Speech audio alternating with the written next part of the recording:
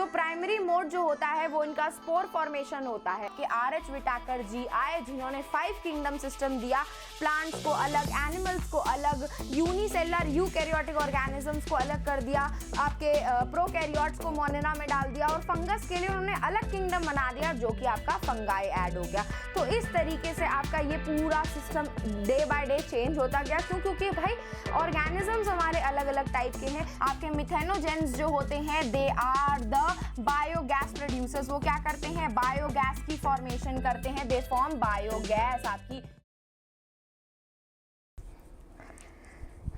हे sales, कैसे हो आप सब? आई होप सब बहुत अच्छे होंगे, सबकी पढ़ाई भी और लाइफ भी काफ़ी अमेजिंग चल रही होगी। मैं हूं आपकी अपनी खुशबू माम, biology master teacher at Vedantu. तो आज के सेशन में हम अपना लास्ट लेक्चर करने वाले हैं बायोलॉजिकल क्लासिफिकेशन का कंप्लीट, जहां पे हम स्पेसिफिकली सारे एनसीईआरटी सॉल्यूशंस देखने वाले हैं जो भी क्वेश्चंस आपके इस एक पर्टिकुलर चैप्टर के एनसीईआरटी बुक में अवेलेबल हैं।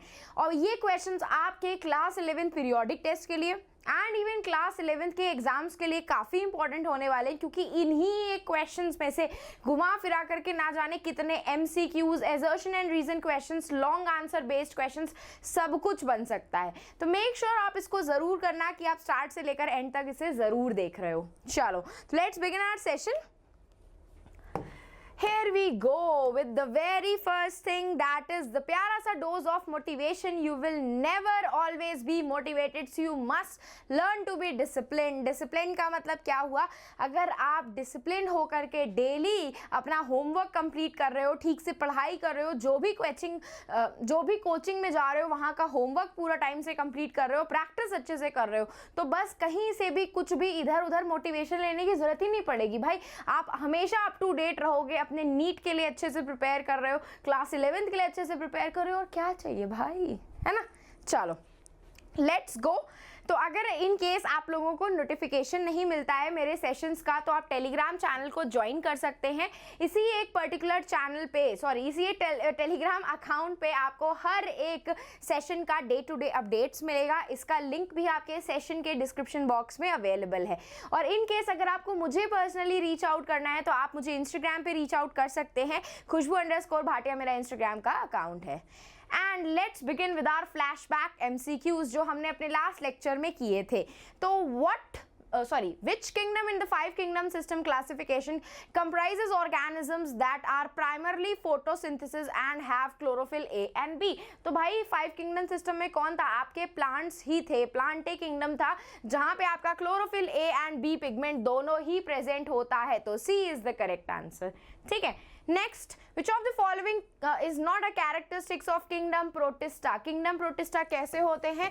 They are the unicellular eukaryotic organisms. ठीक है, तो मल्टीसेल्युलर नहीं होते हैं and have some of them also possess chloroplast, जैसे कि आपका डाइनोफ्लैजेलेस, आपके क्राइजोफाइट्स एंड यूग्लेनॉइड्स, ये आपके प्रोटिस्टा ही होते हैं और इनके पास क्लोरोफिल की प्रेजेंस होती है, तभी वो क्या करते हैं? They can perform the process of photosynthesis, अपना खाना वो खुद प्रिपेयर कर लेते हैं। लेकिन मल्टीसेलुलर ऑर्गेनिजम्स इसमें आपको देखने के लिए नहीं मिलेंगे, ये यूनिसेलुलर यूकैरियोटिक ऑर्गेनिजम्स होते हैं आपके। ठीक है, तो B is the correct answer. Next, what is the primary mode of reproduction in fungi? Here the primary mode की बात कर रहे हैं।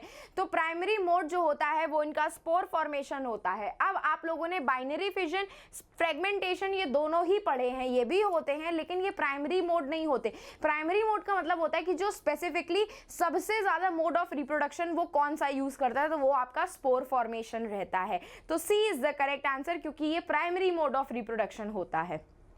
चलो भैया नेक्स्ट आते हैं। विच of the following characteristics is true for kingdom Monera? Kingdom Monera क्या थे? आपके प्रोकैरियोटिक ऑर्गेनिजम्स थे, दे आर प्रोकैरियोटिक ऑर्गेनिजम्स। और मेन कौन होते हैं? उनके बैक्टीरियल सोर मेंबर्स होते हैं, यूनिसेलुलर होते हैं विद अ न्यूक्लियस। तो गलत है भाई, multicellular organism with a nucleus गलत है, ये भी unicellular organism lacking a nucleus ये करेक्ट है। मल्टीसेलुलर ये भी यूनिसेलुलर होते हैं और प्रोकैरियोटिक होते हैं, मतलब न्यूक्लियस की प्रेजेंस नहीं होती है। तो C is the correct answer. C is the correct answer भाई, इनमें से कोई भी नहीं होता, सी एकदम करेक्ट आंसर है। चलो भाई, let's begin our NCERT questions.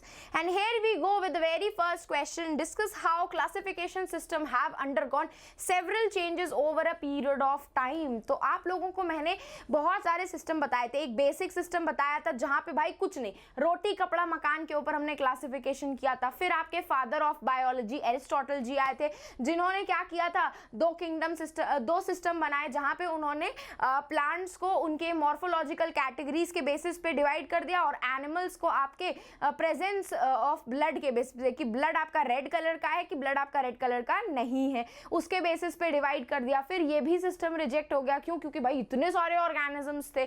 फिर आपके आए हमारे father of modern taxonomy Carolus Linnaeus ji, जिन्होंने अगेन आपके प्रेजेंस और एब्सेंस के बेसिस पे आपका डिवाइड किया प्लांट्स और एनिमल्स को. लेकिन प्लांट्स में भी क्या, उन्होंने फंगस भी रख दिया, बैक्टीरिया भी रख दिया. कोई उन्होंने प्रोकैरियोटिक यूकैरियोटिक का क्लियर आइडेंटिफिकेशन नहीं बताया. कोई यूनिसेलुलर मल्टीसेलुलर को सेपरेट नहीं किया, उन्होंने कुछ भी नहीं किया ऐसा. तो ये किंगडम सिस्टम भी रिजेक्ट हो गया. फिर 3 किंगडम सिस्टम आया आपका, जहाँ पे प्लांट्स, एनिमल्स और मोनेरन्स आए कि मोनेरन्स में हमें सारे प्रोकैरियोटिक ऑर्गेनिजम्स ऐड ऑन कर देने हैं. लेकिन फिर क्या आया आपका, फिर आपका 4th किंगडम सिस्टम आया. सॉरी, पहले 3 किंगडम सिस्टम में प्रोटिस्टा ऐड किया गया. क्या ऐड किया गया? प्रोटिस्टा ऐड किया गया, जिसमें हमारे क्या आएंगे, आपके सारे यूकैरियोटिक ऑर्गेनिजम्स आ जाते हैं, यूनिसेलुलर यूकैरियोटिक ऑर्गेनिजम्स. फिर मोनेरन्स ऐड हुए कि अब उनको हम प्रोकैरियोटिक ऑर्गेनिजम्स को ऐड करेंगे उसमें. तो इस तरीके से भाई इतने सारे different of organisms, type of organisms earth पे प्रेजेंट है. यूनिसेलुलर है, मल्टीसेलुलर है, प्रोकैरियोटिक है, यूकैरियोटिक है. यूकैरियोटिक आपके यूनिसेलुलर भी है, मल्टीसेलुलर भी है. प्लांट्स अलग हैं, एल्गे अलग है, फंगाई अलग है, एनिमल्स अलग है. इन इतने सारे आपके अलग अलग ऑर्गेनिजम्स आपके अर्थ पे प्रेजेंट हैं और इनको सबको अलग अलग तरीके से डिवाइड करना, क्लासिफाई करना मैंडेटरी हो जाता है. क्यों? क्योंकि अगर हम नहीं करेंगे ऐसा तो हम उनके बारे में जानेंगे कैसे, पढ़ेंगे कैसे. तो इसीलिए आपके ओवर पीरियड ऑफ टाइम पे इतने सारे क्लासिफिकेशंस आए, जो इतने सारे डिवाइड हुए. लीनियस वाला क्लासिफिकेशन आया आपका, फिर यूनिसेलुलर और मल्टीसेलुलर को अलग अलग किया गया, फिर यूकैरियोटिक प्रोकैरियोटिक को अलग किया गया. और इतनी सारी प्रॉब्लम्स को सॉल्व करते करते आपके आर.एच. विटाकर जी आए, जिन्होंने 5 किंगडम सिस्टम दिया. प्लांट्स को अलग, एनिमल्स को अलग, यूनिसेलुलर यूकैरियोटिक ऑर्गेनिजम्स को अलग कर दिया, आपके प्रोकैरियोट्स को मोनेरा में डाल दिया और फंगस के लिए उन्होंने अलग किंगडम बना दिया, जो कि आपका फंगाई ऐड हो गया.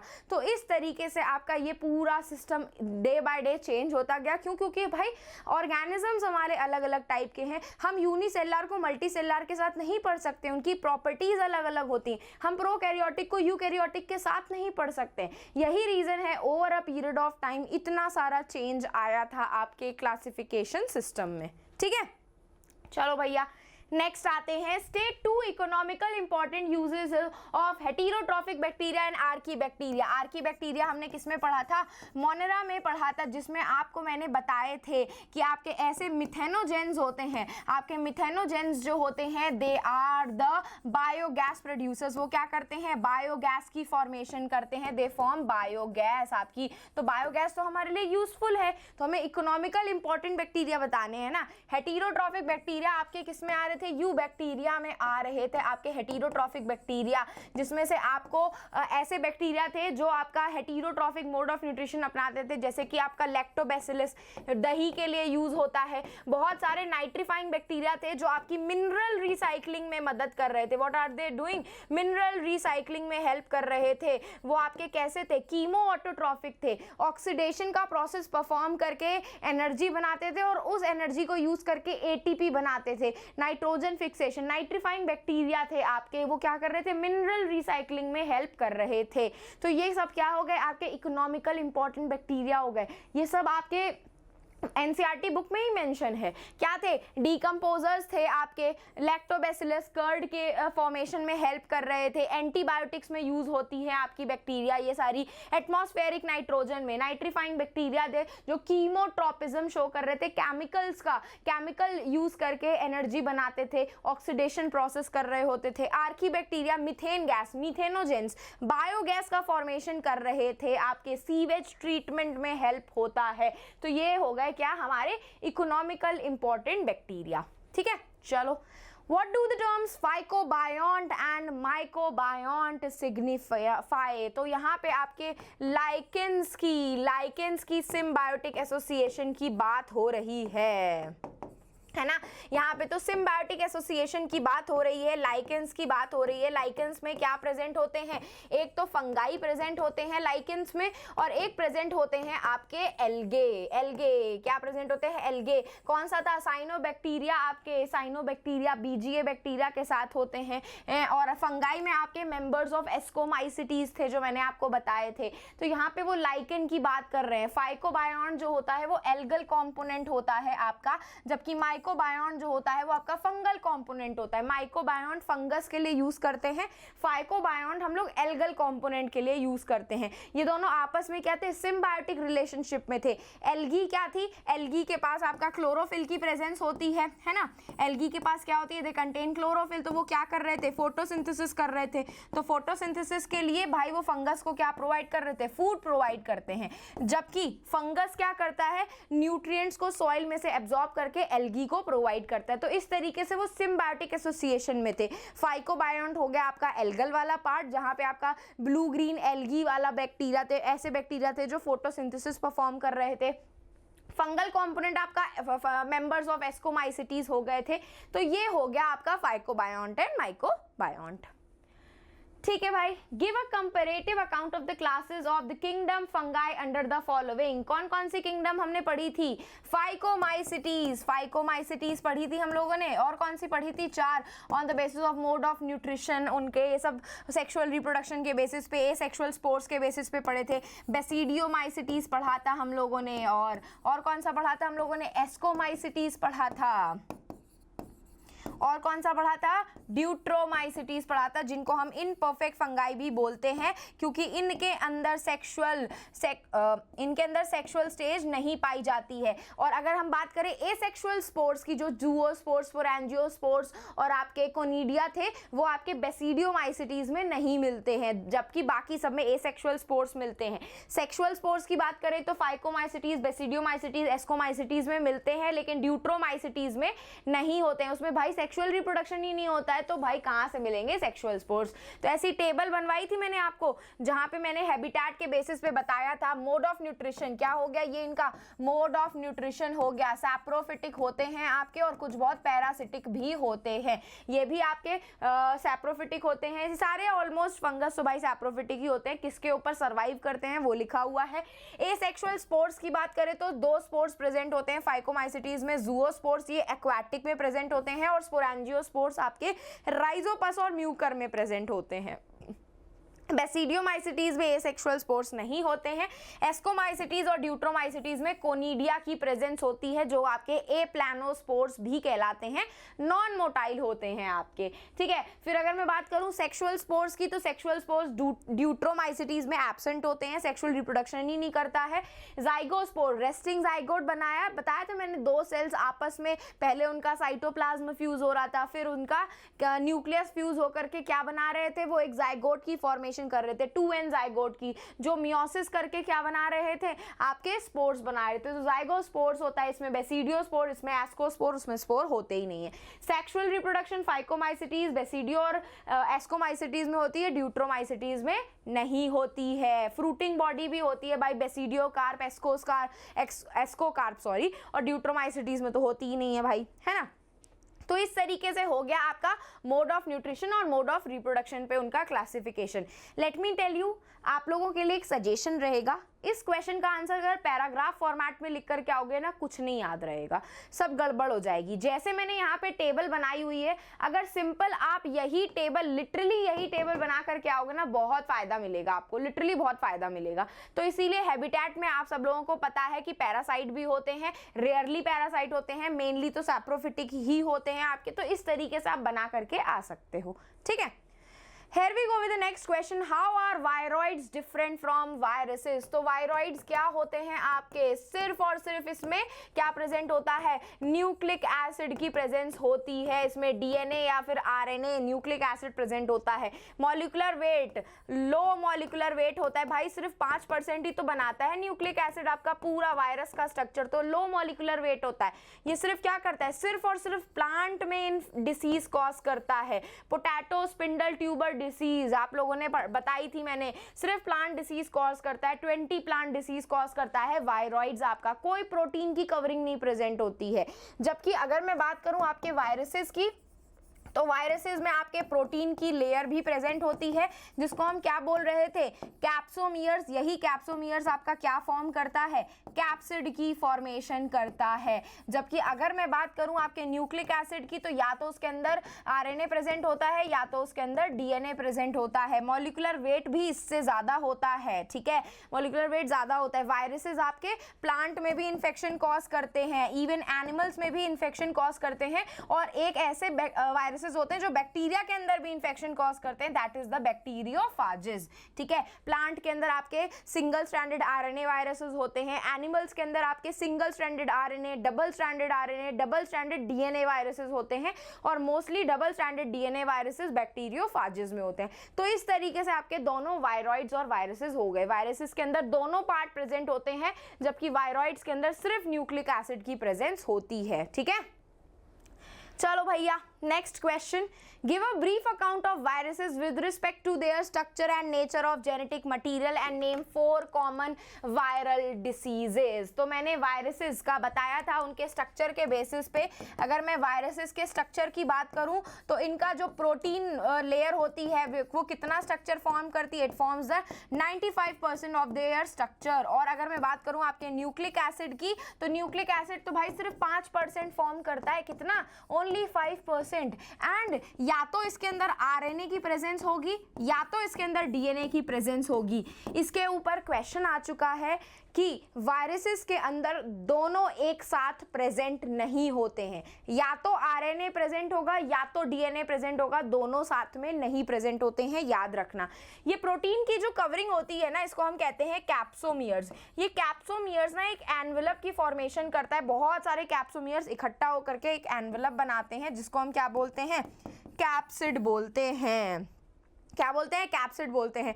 तो अगर मैं 4 कॉमन वायरल डिसीज की बात करूं, तो कोई भी हो सकती है, हर्पीज हो सकती है आपकी, जो हर्पीज कॉज करती है आपकी, है ना। उसके बाद एचआईवी बोल सकते हैं, एचआईवी एड्स होता है आपका, मीजल्स हो सकता है आपका, मम्स हो सकता है आपका, कोरोना वायरस हो सकता है, कोविड हो सकता है। ये सब क्या है, आपके वायरल डिसीजेज ही तो हैं। इन्फ्लुएंजा हो गया, डेंगू हो गया आपका, ये सब क्या है, वायरल डिसीजेज ही तो हैं, ठीक है। चलो भैया, next, What is the nature of the cell wall in diatoms? तो nature of cell wall कैसी होती है, diatoms की जो cell wall होती है ना, they are overlapping to each other, overlapped होती हैं एकदम soap box की तरह, they are overlapped to each other soap box की तरह, एक के ऊपर एक overlapped होती हैं, and they are embedded with silica, they are embedded with silica. और यही सिलिका की प्रेजेंस, यू नो दैट, यही सिलिका की प्रेजेंस इनके सेल वॉल को इनडिस्ट्रक्टेबल बनाती है। मतलब ये सेल वॉल, अगर आपका डाई एटम्स मर भी गया ना, फिर भी इनकी ये जो सेल वॉल है एज इट इज रहती है। मतलब इतनी सारी डाई एटम्स आपके उसमें पानी में मरते जा रहे और उनकी ये सेल वॉल ऐसी इकट्ठी होती जा रही है, इनकी ये सेल वॉल ऐसी इकट्ठी होती जा रही है आफ्टर आपके डाई एटम्स के मरने के बाद भी, आपके डाई एटम्स के मरने के बाद भी ये सारी सेल वॉल इकट्ठी हो जाती है, और ये बनाती है आपकी डायएटोमिशियस अर्थ। क्या बनाती है, डायएटोमिशियस अर्थ बनाती है। मतलब ये सिलिका इतना इंडेस्ट्रक्टेबल होता है। क्या बनाती है, डायएटोमिशियस अर्थ बनाती है। जो इनकी जो डायएटोमिशियस अर्थ होती है, ग्रिटी होती है टेक्सचर में, फिल्ट्रेशन के पर्पस के लिए हम यूज करते हैं, कभी कभी पॉलिशिंग के लिए भी ये यूज की जाती है। तो ये होता है इनके सेल वॉल का nature, made up of silica known as frustules. Frustules, इनकी सेल वॉल सिलिका से बनी होती है, जिसको हम फ्रुस्टूल बोलते हैं। थिन ओवरलैपिंग होती है लाइक दिस, और एकदम सोप बॉक्स की तरह प्रेजेंट होती है। किसकी तरह, सोप बॉक्स की तरह। Find out what the term algal Bloom and red tides signified. तो रेड टाइड्स आपको मैंने बताया था, गोनियोलेक्स।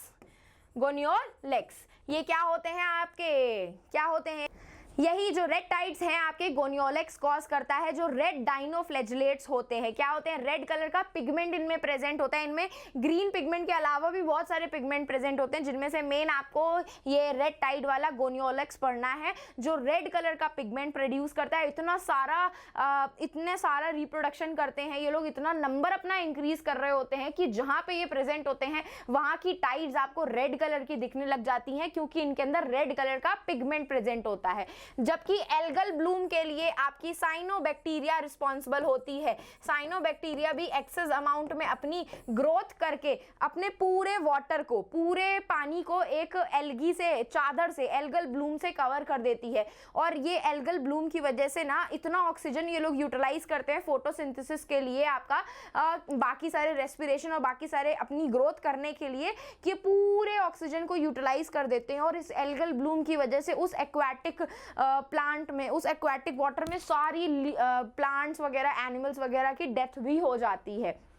तो एल्गल ब्लूम जो होती है excess growth of blue green algae cyanobacteria की वजह से होती है। जबकि रेड टाइड जो होती है वो गोनियोलेक्स, जो कि आपका क्या है, रेड डाइनोफ्लैजिलेट्स है, डायटम बोलियो डाइनोफ्लैजिलेट्स है, गोनियोलेक्स की वजह से होती है। वो रेड कलर का पिगमेंट इम्पार्ट करते हैं, प्रेजेंट होता है। इसकी वजह से हमें जो समुद्री लहरें होती है ना वो लाल कलर की दिखने लग जाती हैं। ठीक है, describe briefly the 4 major group of protozoans. कौन कौन से पढ़े थे? एक हमने पढ़ा था सीलिएटेड, जिसमें सीलिया की प्रेजेंस होती है, दैट इज योर पैरामीशियम। ठीक है, सीलिया की प्रेजेंस होती है। एक हमने पढ़े थे फ्लैजिलेटेड, जिसमें फ्लैजिला की प्रेजेंस थी, फ्लैजिलेटेड प्रेजेंट थे। एक हमने पढ़ा था अमीबॉइड, जो कि होते हैं अमीबा, आपके अमीबॉइड प्रोटोजोआन, जो कि अमीबा होता है। जैसे कि अमीबा आपका फ्री लिविंग भी हो सकता है, आपका पैरासिटिक भी होता है, जैसे कि एंट अमीबा हिस्टोलिटिका। फ्लैजिलेटेड प्रोटोजोआन्स में फ्लैजिला की वजह से वो मूवमेंट करता है, जैसे कि ट्राइपेनोसोमा। ठीक है, ट्राइपेनोसोमा जो स्लीपिंग सिकनेस कॉज करता है। सीलिएटेड प्रोटोजोआन्स, उसमें सीलिया की प्रेजेंस होती है जो उसके मूवमेंट में उसको हेल्प करती है, जैसे कि पैरामीशियम आपका। स्पोरोजोआन्स, मलेरियल पैरासाइट की बात हो रही है जो मलेरिया कॉज करता है, that is your Plasmodium.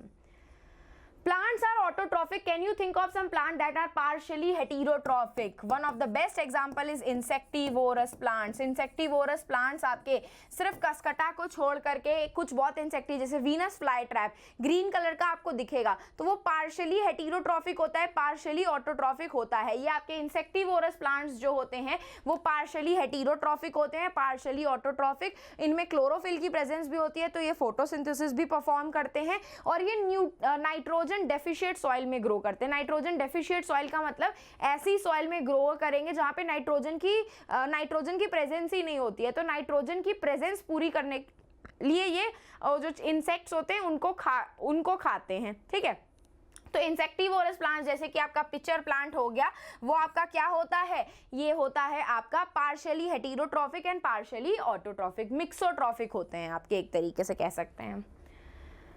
What are the characteristic features of euglenoids? ये euglenoids भाई आपके हायर प्लांट लाइक जैसे होते हैं। क्या होते हैं? They are the higher plant like जैसे होते हैं आपके। इनके पास सेल वॉल की प्रेजेंस नहीं होती है, लेकिन इनके पास एक प्रोटीन की कवरिंग होती है, जिसको हम क्या बोलते हैं, we call it as pellicle. Protein की लेयर होती है जिसको पेलिकल बोलते हैं। एक बड़ा सा लॉन्ग फ्लैजिला होता है, एक शॉर्ट फ्लैजिला होता है। लॉन्ग फ्लैजिला उसको मूवमेंट में हेल्प करता है। और ये भाई थाली के बैंगन है, ये भी बढ़िया तरीके से, अगर इनको सनलाइट मिलेगी तो ये फोटोसिंथेसिस करेंगे, सनलाइट नहीं मिलेगी तो ये हेटेरोट्रॉफिक बन जाते हैं। मतलब मैं दूसरे ऑर्गेनिजम्स पे फीड करूंगा, आपका उनसे खाना लूंगा। हायर प्लांट लाइक प्रॉपर्टीज होती हैं इनके अंदर। क्लोरोफिल ए भी प्रेजेंट होता है, क्लोरोफिल बी भी प्रेजेंट होता है इनके अंदर। फोटोसिंथेटिक पिगमेंट प्रेजेंट होता है to prepare their own food. इनकी बॉडी एक प्रोटीन लेयर से कवर्ड होती है, जिसको मैंने अभी बताया आपको, पेलिकल। इनको फ्लेक्सिबिलिटी प्रोवाइड करने के लिए इनके अंदर कॉन्ट्रैक्टाइल वैक्यूल की प्रेजेंस भी देखी जाती है।